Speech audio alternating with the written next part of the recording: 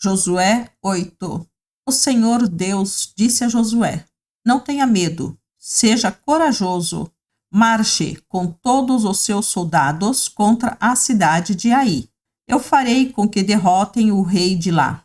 O povo de Ai, a sua cidade e as suas terras serão de vocês.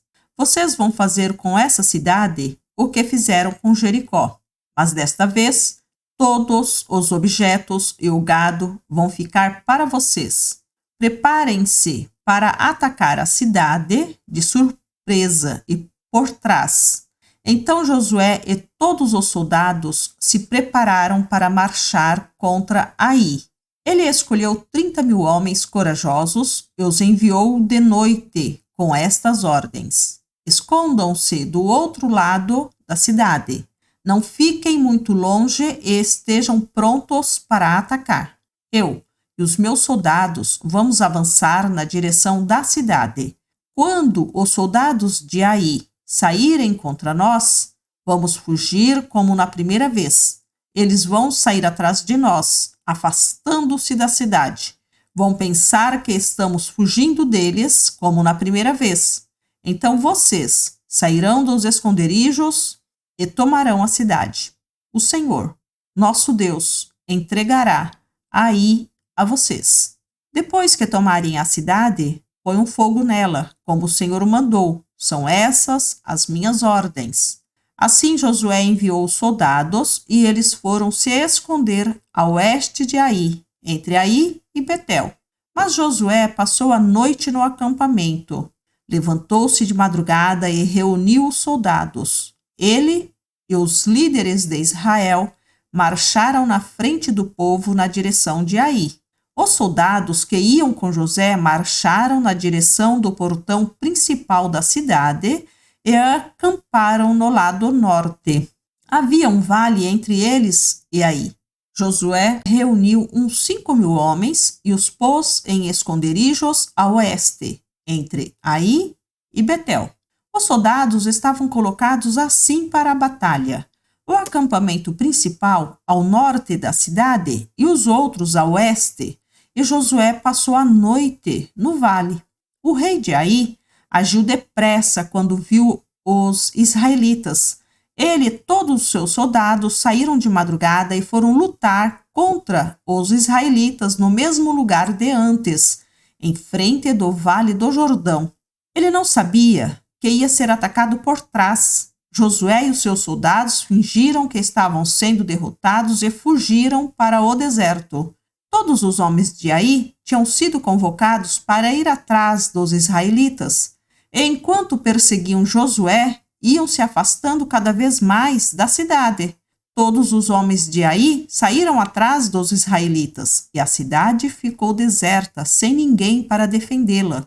Então o Senhor disse a Josué: aponte a sua lança na direção de Ai, pois vou dar esta cidade a você. E Josué obedeceu. Quando ele levantou a mão, os homens que estavam escondidos se levantaram depressa, correram, tomaram a cidade e em seguida puseram fogo nela. Quando os homens de Ai olharam para trás, viram a fumaça que subia para o céu. Porém não puderam fugir para lado nenhum, porque os israelitas que haviam corrido para o deserto deram meia volta e os atacaram. Josué e os seus soldados viram que os outros tinham tomado a cidade e posto fogo nela. Então deram meia volta e começaram a matar os homens de Ai. Os israelitas que estavam na cidade também saíram para atacar os homens de Ai.